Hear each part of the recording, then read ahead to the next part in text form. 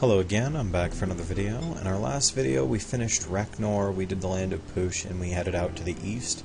We're almost caught up with where we left off with our last character, so let's get back to it and see if we can get farther than our dwarf bulwark did.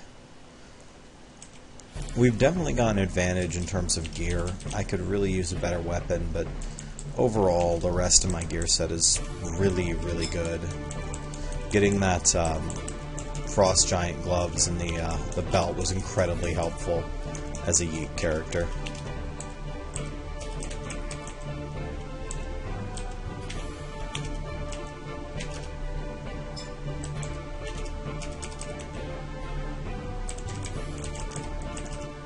Which reminds me, I think I might have leveled up. Yep. Okay. Yeah, I'm gonna go into superiority and get this shattering impact now.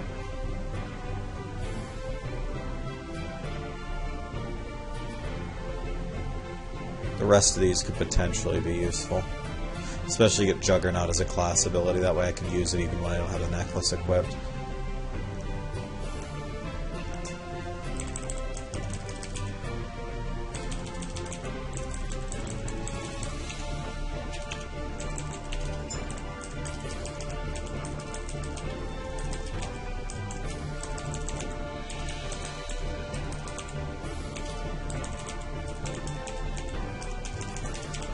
It's just really beneficial to have 1400 hit points in here, as it turns out. Who knew?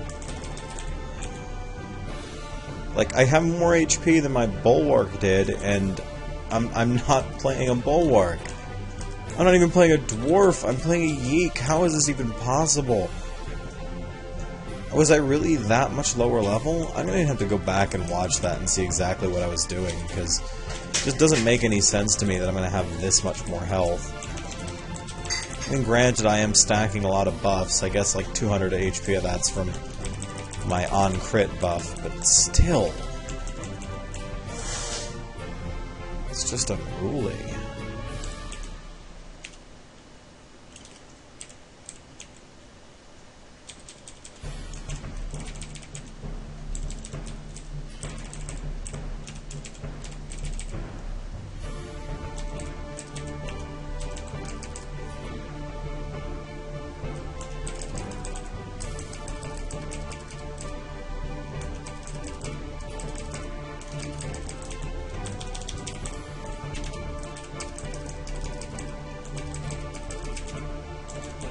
Right.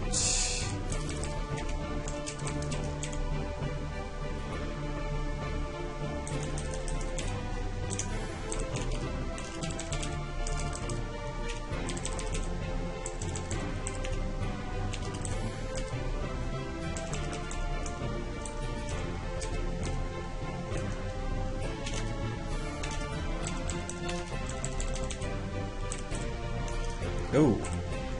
He could have been rough. Greater demon with corruptor levels, no thanks.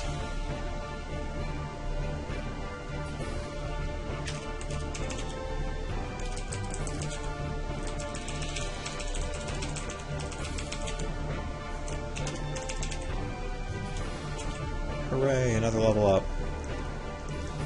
It's definitely the one satisfying thing, the one really satisfying thing about playing Yeeks is that you level up just constantly. I'll probably be level 50 by the time I get back from the east, so...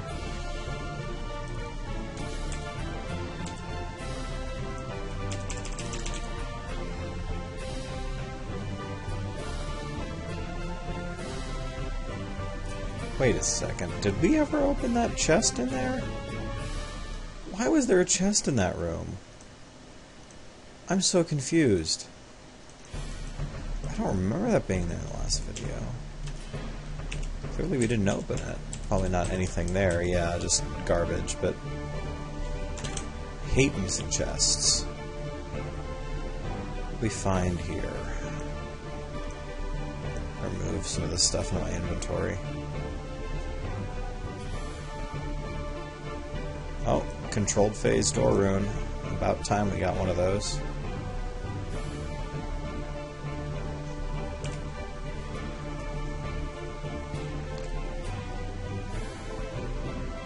I don't know if I can use it yet, considering I just spent that category point, but I'll probably unlock my 5th slot here with my next category point that gets freed up.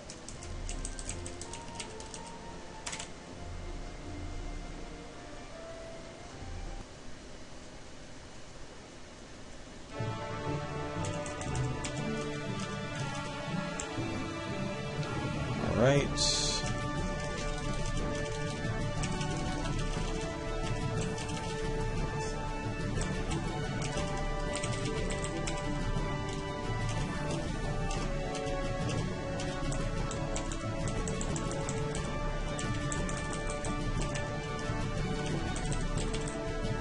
Just sort of running around, doing all the quest pickups and everything.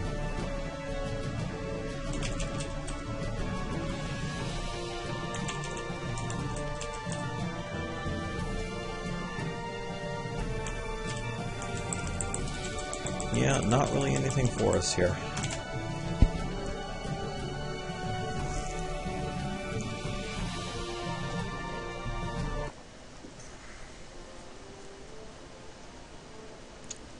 Now, the first order of business, now that we're on the world map, is that we need to find the orc breeding pits and seal them off, so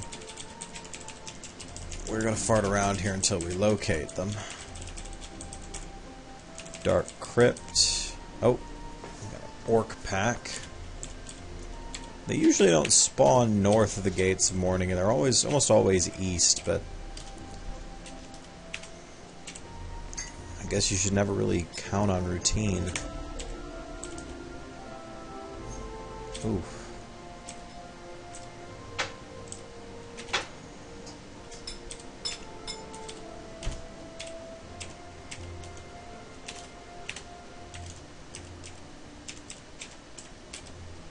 Whew.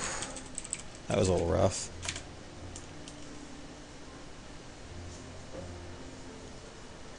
Don't like those orc ambushes at all.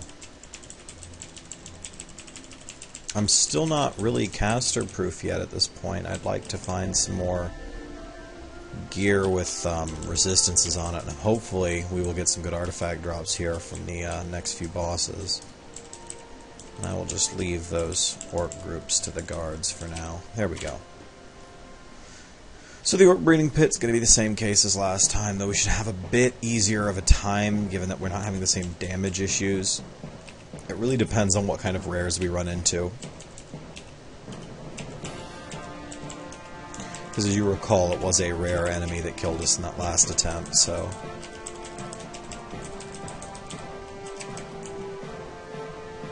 Okay, did we find anything here? No, but I do need to identify those items from earlier. Pendant of the Suns and Moons, which I think is in a Northel amulet. Yep, increases darkness damage and light damage.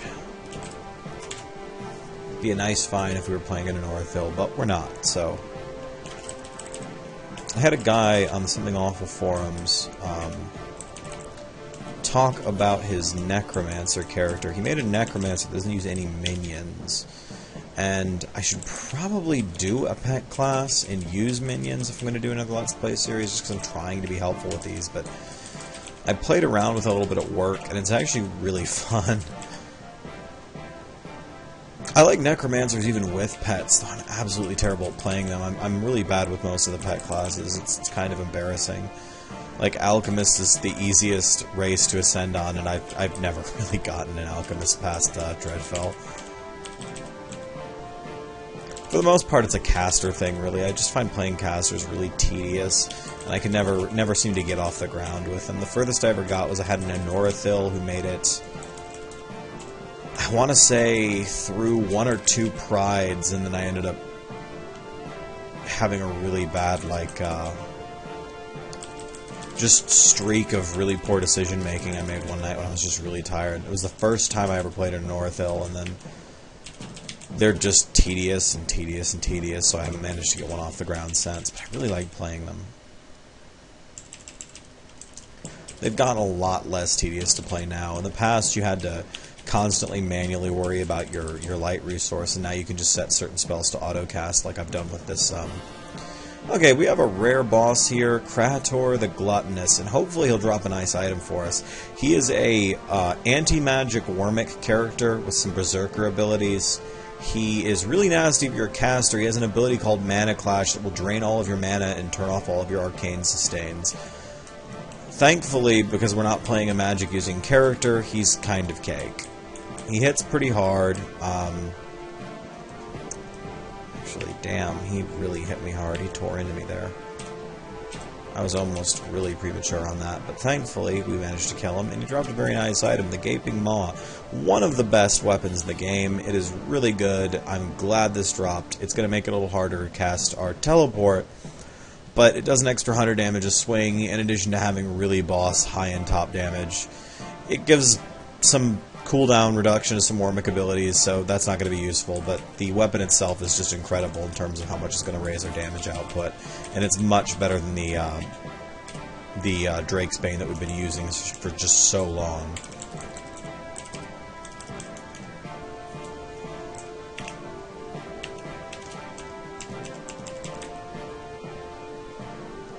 Now, ideally something maybe with more base damage, if we can find it, or something like that might actually pay off more, but for now this weapon should be really good.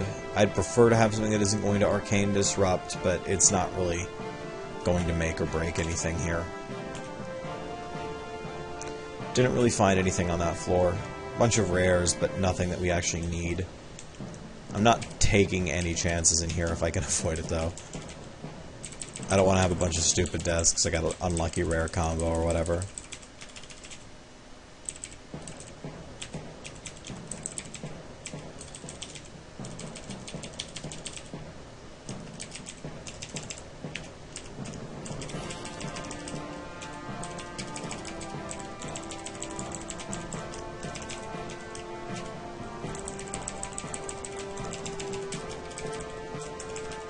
I'd really like to do, if I can get lucky enough for it. Oh, ow. Oh, wow. Holy crap. He was just pelting me with spells. Thankfully his spell power wasn't very high, or I would have been in trouble there. What I'd hope to do, if I can get lucky enough to find it, if I can find Garkul's Amulet, I think I'm going to take the Prodigy that it offers. Prodigies, we'll get into those in a minute because we're probably going to unlock one either while we're in here or in the next dungeon. But there's a Prodigy that makes it so you get 30% always-on damage increase against humanoids, but more importantly 1,000% damage increase against constructs, and I would really love to go do a Automathon and just one-shot him. I still owe that guy for costing me a really promising character way back in the day before I knew that Automathon was the most deadly character in the game.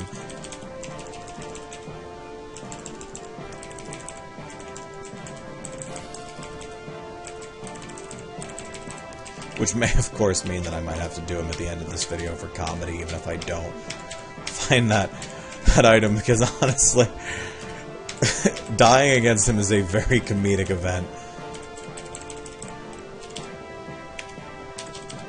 Like, the first time I fought him, there was a warning message, and I should have known, like, when a boss is accompanied by a message that says, "Are you sure you want to do this?" I should probably take that advice. What in the hell?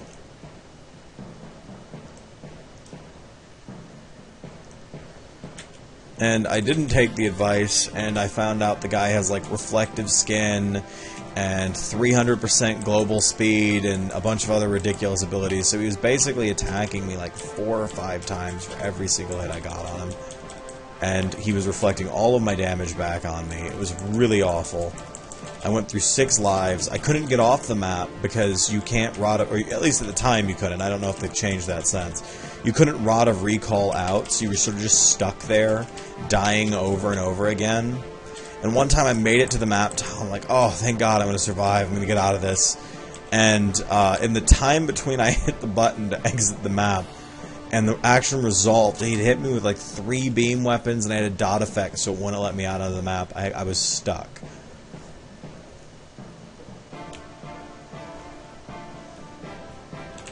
Have we leveled up? No, we haven't.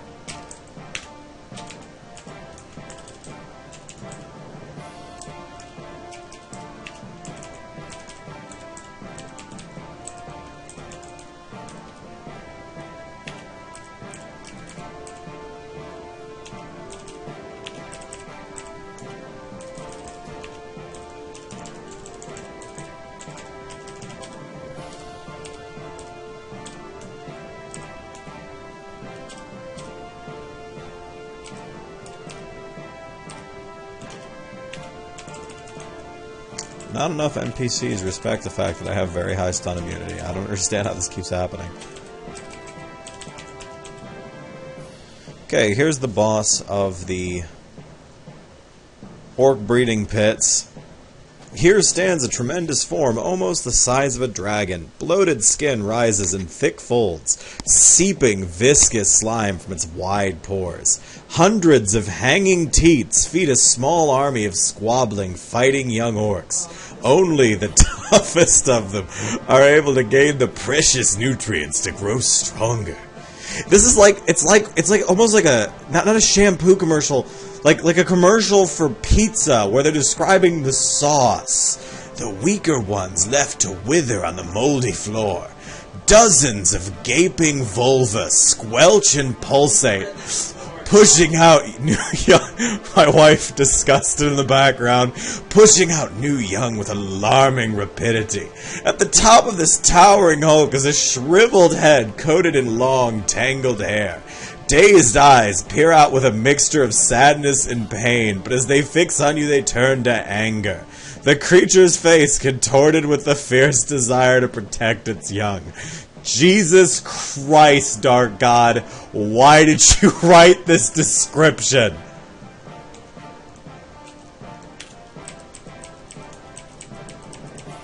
She's not terribly hard. I'm pretty sure she can't move at all, or if she can, she moves very slowly. Her damage is not very high. The main thing you have to worry about is fighting her while also fighting like 3 or 4 different rares, which I've had happen before. I don't think we got anything interesting here, just... Oh no, it actually is a unique. I was almost certain that that would be just a randart.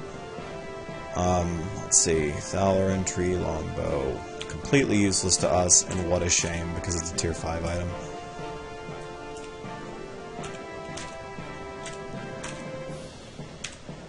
Alright, and we ran a little bit over again, but I expect to do that just a bit in the east. I want to avoid actually skipping through any content, and I don't want to break it up into too many videos, so we're going to continue at this pace.